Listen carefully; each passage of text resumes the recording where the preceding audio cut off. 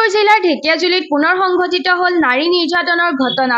যোৱা এক মাহত ঢেকিয়াজুলিত সংঘটিত হয় ৫টাকৈ নাৰী নিৰ্যাতন আৰু ধৰ্ষণৰ ঘটনা। এইটো ৫ নম্বৰ ঘটনা। ১ জুলাই তাৰিখে ঢেকিয়াজুলি ঠেলামৰা কাঠনিবাৰী গাঁৱৰ বিবাহিত শামছুল ইছলাম ওৰফে বাবুল আলী নামৰ লম্পটটোৱে এগৰাকী বিবাহিত হিন্দু মহিলাক যৌন নিৰ্যাতনৰ চেষ্টা চলায়। ভুক্তভোগী পৰিয়ালৰ লোকে ঠেলামৰা থানাত সমগ্ৰ ঘটনা অৱগত কৰাত ঠেলামৰা আৰক্ষীয়ে একেখন গাঁৱৰ লম্পট শামছুল ইছলাম ওৰফে বাবুল আলীক বিচাৰি যোৱাত অপৰাধীয়ে পলায়ন কৰে। ঠেলামৰা আৰক্ষীয়ে অপৰাধীক ঘৰত নাপাই পিতৃ উমৰ আলীক আটক কৰি ঠেলামৰা থানাত আবদ্ধ কৰি ৰাখিছে। ভুক্তভোগী মহিলাগৰাকীয়ে উক্ত দিনা দুপৰীয়া সমগ্ৰ ঘটনাৰ সন্দৰ্ভত ঠেলামৰা থানাত এখন এজাহাৰ প্ৰদান কৰি দোষীক উচিত শাস্তি দাবী তুলিছে। আৰক্ষীয়ে ইতিমধ্যে ভুক্তভোগী মহিলাগৰাকীৰ স্বাস্থ্য পৰীক্ষা কৰে। লগতে যোৱা নিশা পলাতক বাবুল আলীকো আটক কৰে।